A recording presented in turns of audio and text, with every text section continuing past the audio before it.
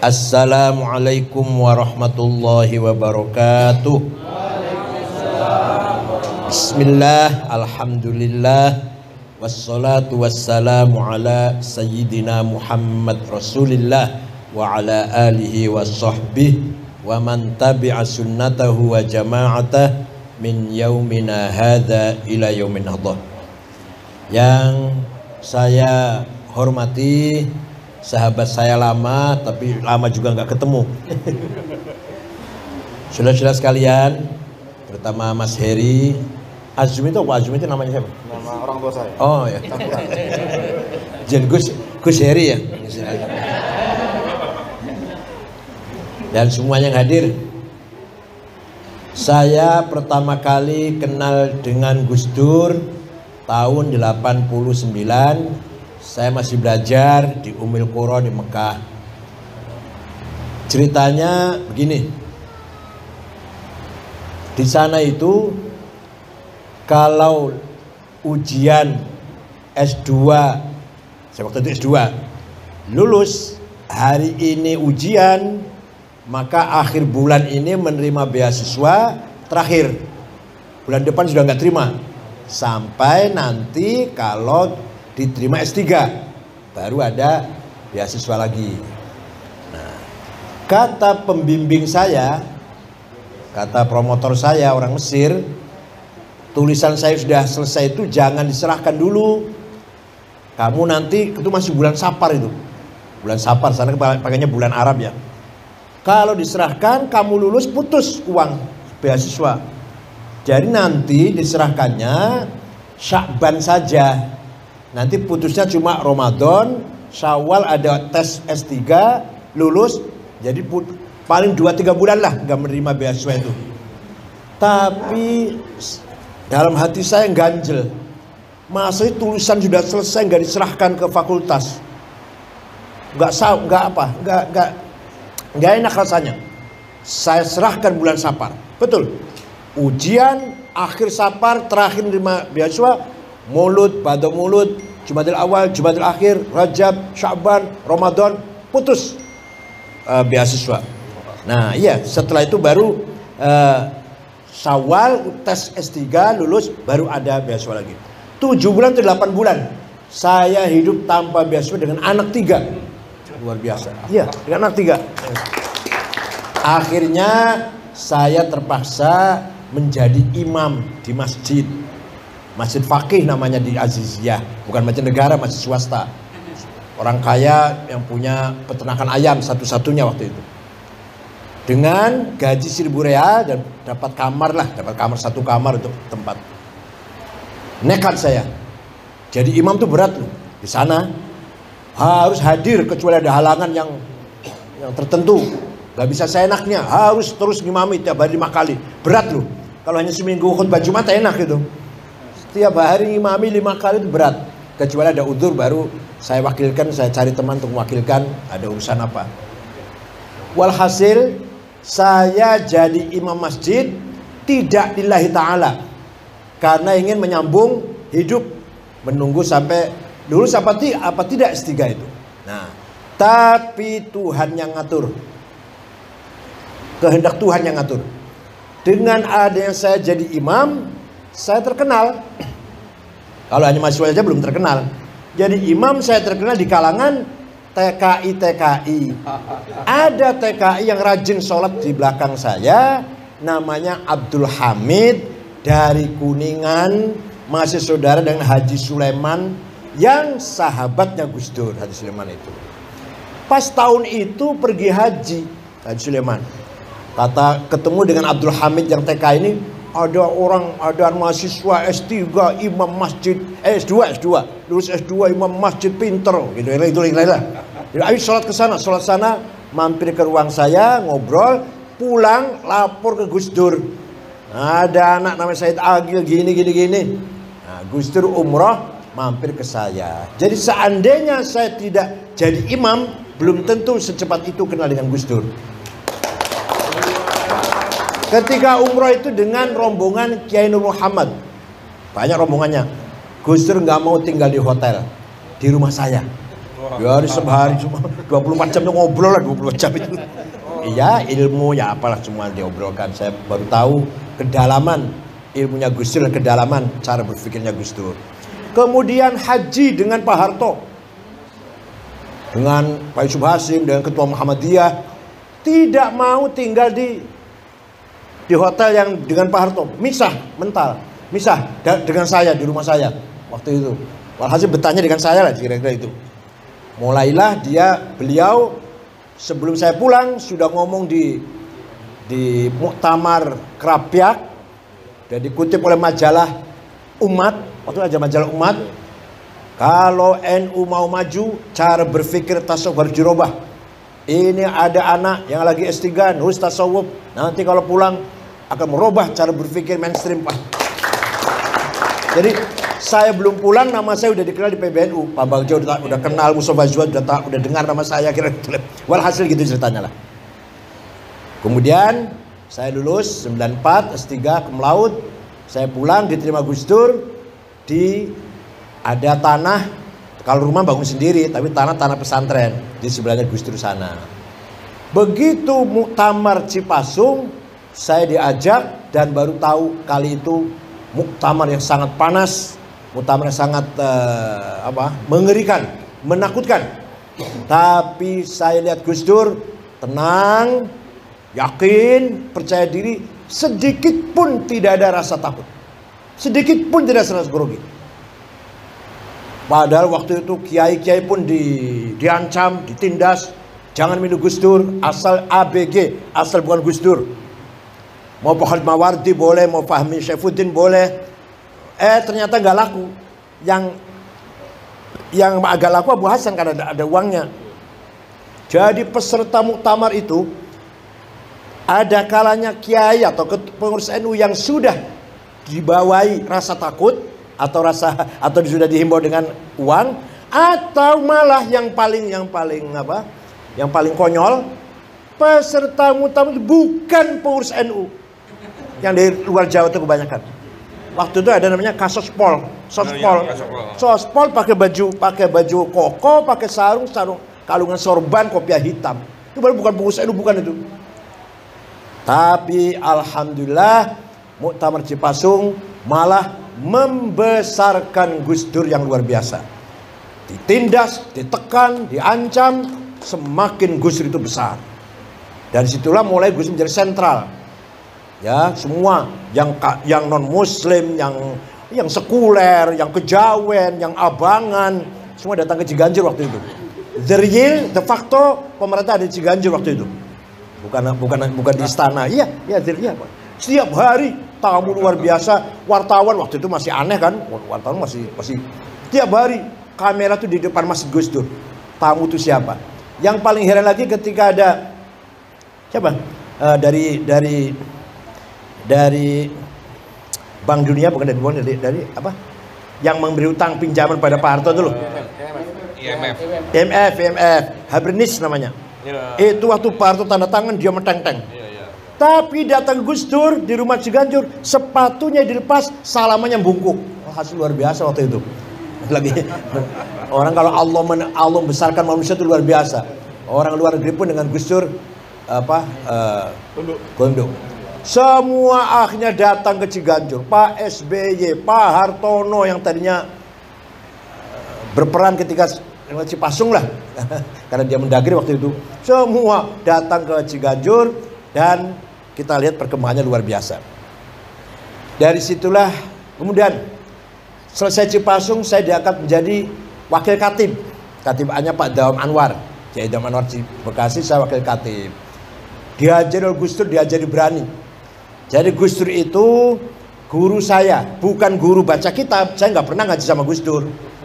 Tapi guru ilmul ahwal, bukan ilmul maqal, bukan makalah, tapi memahami kondisi, memahami situasi. Sampai ini harus begini, ini tempatnya sampai di sini, pasnya di sini, harus begini.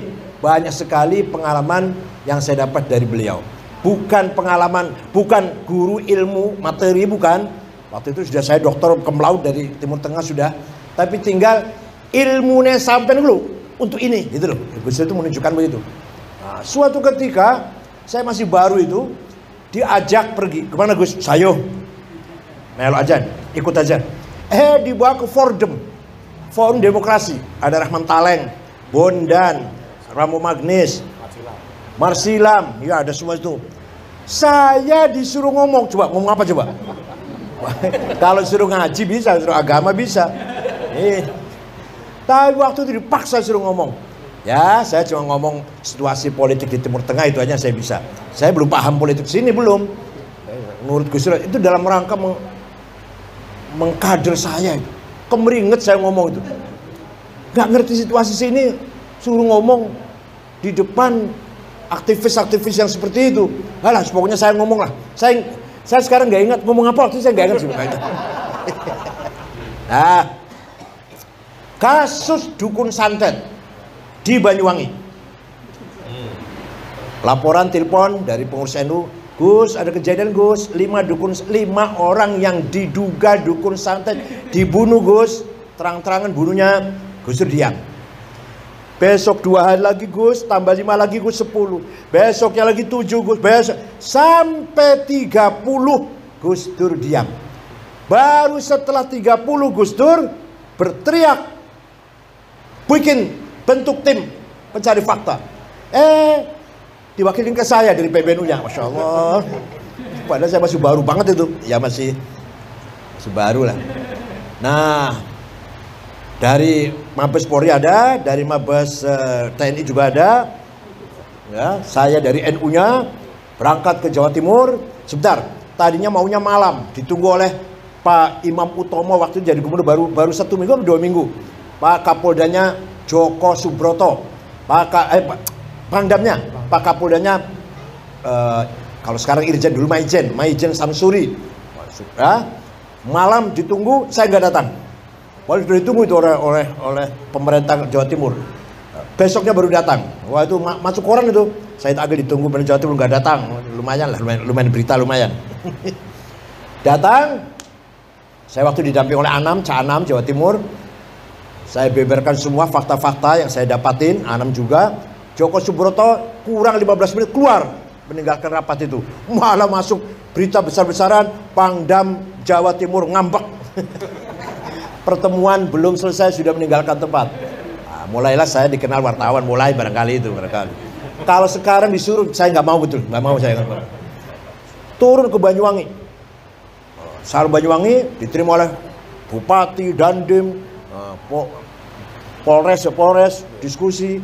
Katanya yang melatih ninja itu seorang sersan marinir ada markas marinir di Situbondo itu. Saya berangkat ke sana. Waduh, mana itu yang namanya Budi? Panggil. Wah, datang tuh gemeter. Ngadepi saya gemeter badan. Saya datangi gunung apa namanya? Gunung Petok, lupa, jadi sudah lupa kan. Gunungnya nggak begitu tinggi sih. Saya naik ke atas. Sana datar, di sini tempatnya marinir melatih ninja-ninja itu. Konon ceritanya gitu. Saya ditemani oleh Gus Yusuf. Karena itu berbatasan antara Situbondo Jember, Gus Muhammad. Waktu itu belum ya masih, saya sudah PBNU, Gus masih belum lah gitu. Ditemani dan terus sampai saya pulang bikin laporan ke Pak Wiranto dan sebagainya. Itu mulai saya diajari Gus Dur tuh berani seperti itu, nekat betul. Padahal kalau waktu naik tadi,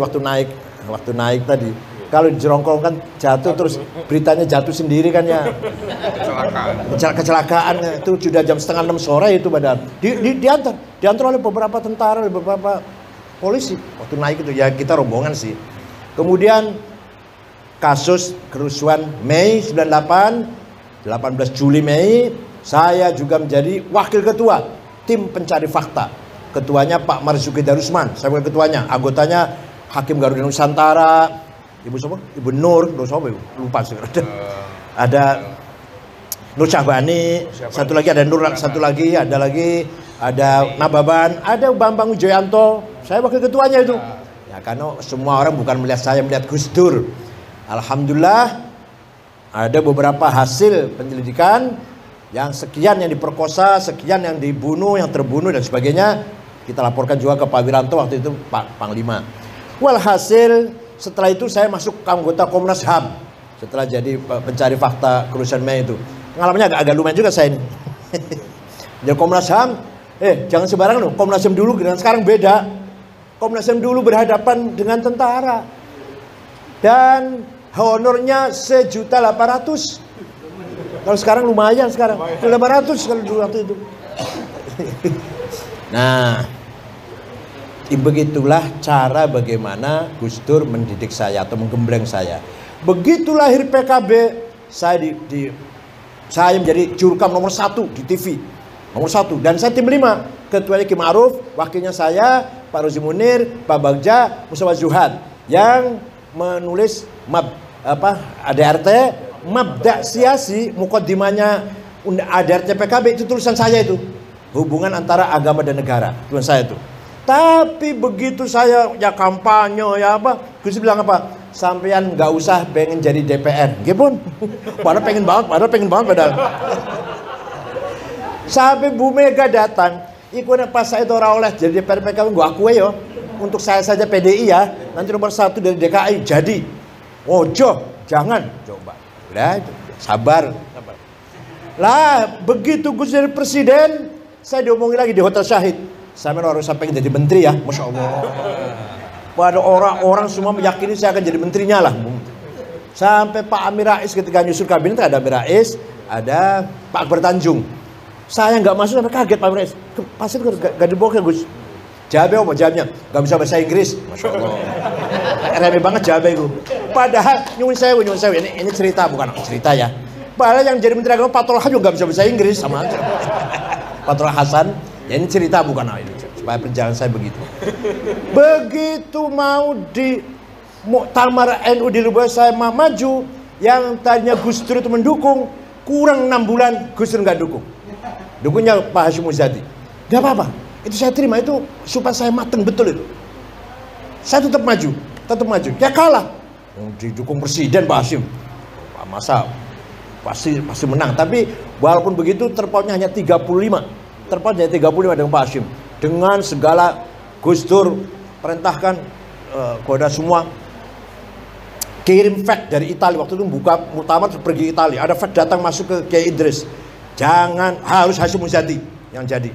Nah, Kiai rapat, ya kumpul. Kiai Abdul Abbas, Kiai Fuad Hashim di rumahnya. Gimana ini? Ya ini kena presiden harus kita. Ya udah, walhasil gitulah. Walhasil saya dicegah jangan sampai jadi ketua umum. Karena apa? Belum mateng. Udah titik. Saya tahu masalahnya. Belum mateng. Pak Hashim Muzadi lebih mateng dalam organisasi, dalam manajemen, dalam. Dah. Itu ceritanya. Nah, kalau kelebihan Gus Dur sangat banyak sekali. Seorang ulama yang betul-betul menguasai ilmu agama ya Gus Dur.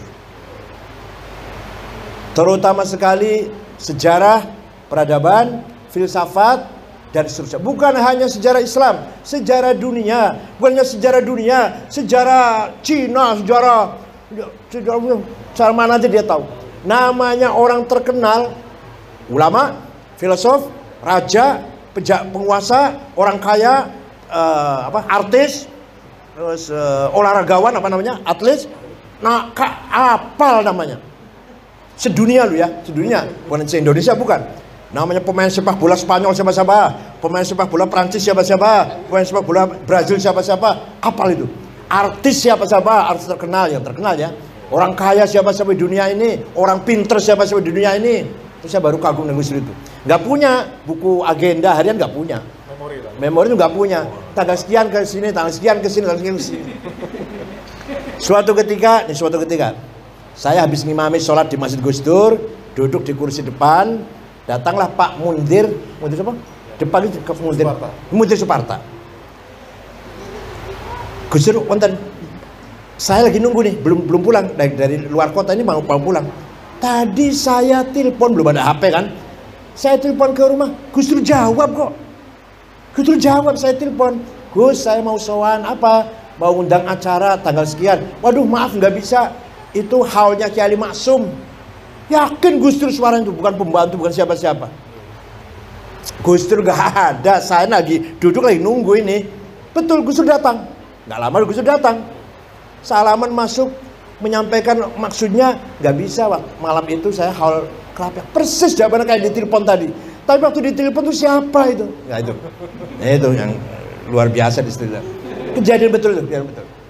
Wah, kalau kejadian lagi waktu umroh dengan Gus Nur itu, dengan Muhammad itu, Kiai Muhammad di Madinah, lepas sholat Isya, jalan-jalan cari ulama yang menurut Gus Nur hebat. Ada ulama jenggotnya panjang, pakai gamis, ujung-ujungnya besar, kitabnya setumpuk, ngajar muridnya banyak. Nih Gus, betul, bukan. Cari lagi, kan banyak orang kiai yang ngajar banyak. Nih Gus, bukan. Ini Gus, bukan. Ada ulama, ada orang Mesir sendirian, sorbannya nggak begitu besar, biasalah. Sajadah sendirian, ini malah berhenti. Terus saya suruh ngomong, walaupun Gus juga bisa ngomong Arab bisa, tapi saya suruh ngomong, Assalamualaikum, ini ketua Jamiah Islam di Indonesia yang paling besar, ulama, namanya Abdul Wahid, mau minta doa. Doa apa? Doa apa Gus? Ya minta selamat dunia akhirat. Didoain ya 5 menit lah. Agak panjang doanya, agak panjang sih. Setelah itu dia lari, ini beliau nih pergi, sajadahnya diseret malah. Sambil ngomong gini bahasa Arab, Ya Rob, ma dzambi hatta tu'arrifani iya. Dosaku apa? Kok sampai engkau membuka rahasia kepada orang ini nih? Jadi wali sedang sembunyi ketahuan Gus Dur. Orang lain gak akan tahu dia wali, Gus Dur tahu. Sampai dia merasa punya dosa apa? Saya lagi sembunyi kok, lagi nyamar ketahuan. Padahal intel ketahuan lah, kamu intel ya. Terus mencari kuburannya Imam Ali Uraidi bin Ja'far Shadiq. Waktu sudah di tengah-tengah kebun korma dan sudah di pagar kelilingnya udah dihancurkan lah, karena di sana nggak boleh ziarah kubur kan. Ya ada saja orang ziarah sih. Gus Dur mau baca Fatihah 1000 kali, saya Haji Sulaiman dan beliau. Baru 35-an atau 40 lah, polisi datang, ngusir. Apa Gus Dur apa? Anta'adullah, kamu musuh Allah. Nggak apa-apa tuh. Padahal biasa orang Saudi kalau gitu kan marah kan. Nggak dibiarkan tuh. Walhasil gagal baca Fatihah 1000 kali. Itu pengalaman saya dengan beliau. Pengalaman ziarah ke Sunan Ampel. Ya hubungan saya Haji Sulaiman, Haji Masnu, Gus Mu'ad, Gus Thohir, Gus Lukman. Ya. Terus jam 12 malam baru masuk ziarah ke Sunan Ampel. Kita ini disuruh baca la ilallah keras. La ilaha illallah, la ilaha. Gusnya diem aja. Enak banget dia. 1 jam. La ilaha illallah. Kendor gak boleh. La ilaha. Juru kuncinya namanya Kiai Nawawi. Gak boleh kita berhenti dan gak boleh kita kendor. Terus. La ilaha illallah keras. Gusnya diem aja. Ternyata ketika diam itu lagi mukhatabah, lagi dialog dengan Sunan Ampel. Isinya antara lain, jangan takut, jangan khawatir, kamu pasti dilindungi oleh Allah. Ini jauh sebelum jadi presiden belum. Kemudian buka puasa, ini ceritanya nggak urut ya, nggak apa-apa ya. Buka puasa di rumahnya Pak Rozi Muni di Puncak. Saya satu mobil dengan Mas Saiful, dengan Muhaimin. Waktu itu masih kaya saya dengan Mas Saiful, dengan Mas Saiful masih kaya saya. Saya mobilnya Kijang Perkasa, baru masih. Mas Imin masih halal, Mas Saiful masih mobilnya apa? Katana. Kalau Mas Imin Holden yang kuno banget lah, masih kaya saya lah. Nah berangkat di sana, Pak Mustafa Zuhad, Rozimun, dari Babak, ada malah fotonya ada di sini, ada. Dah kita buka pakai ikan karena ada kolamnya. Terus sholat taraweh, ada Pak Matodi juga. Gus Dur baru datang dengan Haji Sulaiman. Rupanya bukanya sate di tengah jalan. Setelah sholat taraweh buka duren. Nah, kita makan duren. Gus Dur makan banyak.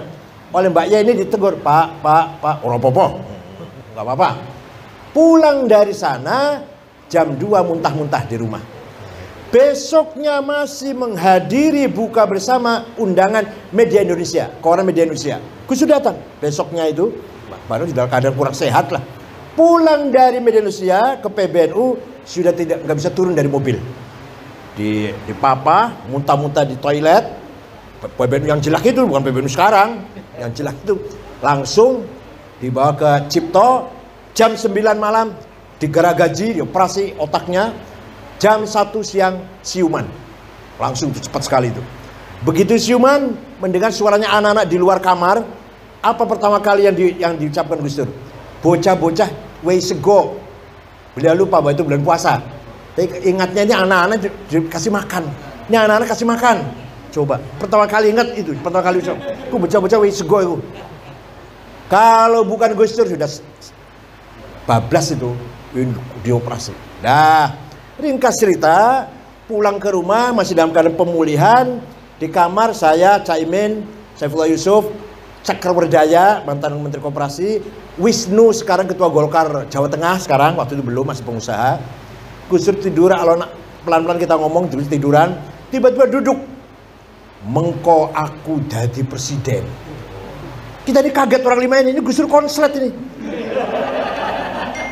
Sudah nggak waras Gus Dur ini. Ya, siapa yang ngira Gus Dur mau jadi presiden? Itulah ringkas cerita pengalaman saya dengan Gus Dur. Ringkasnya begini. Kalau ada seorang alim agama berhadapan dengan Gus Dur, dia akan merasa bodoh di depan orang yang paham agama betul. Kalau ada pemikir, ideolog atau filosof atau siapalah pemikir intelek di depan Gus Dur akan merasa kecil. Karena Gus Dur ternyata pemikir yang luar biasa. Bahkan pikirannya jauh ke depan. Kalau ada seorang budayawan, seniman di depan Gus Dur merasa kecil, merasa rendah, merasa ketinggalan. Gus Dur lebih dalam seninya, lebih dalam budayanya, luar biasa. Bisa menikmati Beethoven ya? Beethoven. Bisa menikmati gending Jawa. Fasih luar biasa. Kalau mendengarkan wayang sampai selesai didengarkan. Padahal lewat telinga aja nggak lihat. Pernah ada Piala Dunia, pertama kali Prancis lawan Spanyol. Itu Gus Dur hanya mendengarkan. Spanyol kalah 0-1 ini. Betul 0-1 kalah. Kalau ada seorang aktivis di depan Gus Dur akan merasa rendah, akan merasa kecil. Ternyata Gus Dur lebih dari seorang aktivis. Lebih kehidupannya semua 99% untuk masyarakat, untuk rakyat kecil, untuk rakyat yang terzolimi. Nggak ngurus keluarganya, nggak ngurus istri dan anaknya, nggak diurus pokoknya. Yang diurus semua kepentingan orang banyak. Kalau ada seorang politisi di depan Gus Dur akan ketinggalan jauh. Politik Gus Dur tajam sekali. Walhasil, ini salah satu politik Gus Dur salah satunya. Ini terang-terang aja nggak apa-apa lah, terang-terang aja ya. Ceritanya Pak Syafi'i, Theo Syafi'i, pidato ngeritik Islam. Ngeritik Islam itu nggak membawa peradaban, nggak membawa budaya. Saya mengkanter, keras yang kanternya sih. Keras yang kanternya. Di Pak Gus Dur dimarahi. Saya mengkanter Pak Theo Syafi'i dimarahi Gus Dur. Dah, ada Mas Saiful, ada Muhaimin. Nah, ya udah saya diem aja dia. Udah ngomong sana sini bercanda, baru tanya. Kenapa sih Gus? Kok saya dimarahi, kok dianggap salah mengkanter belain Islam dianggap salah. Apa jawabnya? Yang jawab jangan sampean. Biar orang lain. Mengkonek seru sampean penengah. Waduh, ya Allah, tuh luar biasa. Sing mengkanter, sing marah, yang marah lah kata. Yang marah Islam dihina itu ojo sampean, biar orang lainnya. Kalau Islam dihina yang marah biar orang lain. Engko nek seru sampean datang jadi penengah. Masya Allah. Luar biasa itu. Itu pelajaran sangat berharga bagi saya. Pak paham enggak? Paham tidak? Jadi kalau ada orang menghina Islam, tenang aja, tenang. Nah, biar yang lain yang marah. Nah, kita penengah nantinya. Itu strategi Gus Dur. Itu yang saya, masya Allah, saya terkesan sekali itu. Marah betul. Saya orang ngerti, gak usah ngomong. Oh, apa sama ngomong? Belok-belok ngomong belain Islam. Jadi saya diam aja. Waktu itu Theo Syafi'i ngomong Islam gak bawa peradaban, Islam gak membawa budaya, Islam itu radikal itu, Islam dianggap secara merata radikal, di generalisir gitu. Saya jawab, masuk TV, di berita, masuk TV. Saya karena wartawan ya. Belum ada medsos waktu itu kan. Gus Dur marah betul. Sudah selesai, tinggal sudah dingin, sudah guyon-guyon, baru tanya tadi. Ya Allah. Sudah. Walhasil beberapa pengalaman, kesimpulannya bahwa Gus Dur itu di luar ukuran manusia biasa. bukan hanya IQ kecerdasan, tapi mata hatinya. The deeper heart namanya ya, itu nurani yang ada di lubuk hati. Intuisi, kekuatan hati, intuition. Itu namanya dalam bahasa Arab menerima khawatir ilahiyah, illumination, menerima illumination, direct illumination dari Allah, pencerahan dari Allah. Nah itu khusus selalu dibimbing oleh Allah langsung, bukan nabi, bukan wahyu, bukan. Tapi itu adalah boleh kasyaf, boleh ilham, boleh ilmu laduni, asal jangan bilang wahyu. Gus Dur boleh wali, boleh Imam Mahdi, tapi jangan kita anggap nabi, nggak boleh. Tapi itulah kecerdasan, kehebatan Gus Dur luar biasa. Tawakalnya, waduh tawakalnya. Itu Khairul Supir itu kalau nyupir ngebut gitu. Nah saya kalau ikut dengan Gus Dur mobilnya Khairul yang nyupir, awas.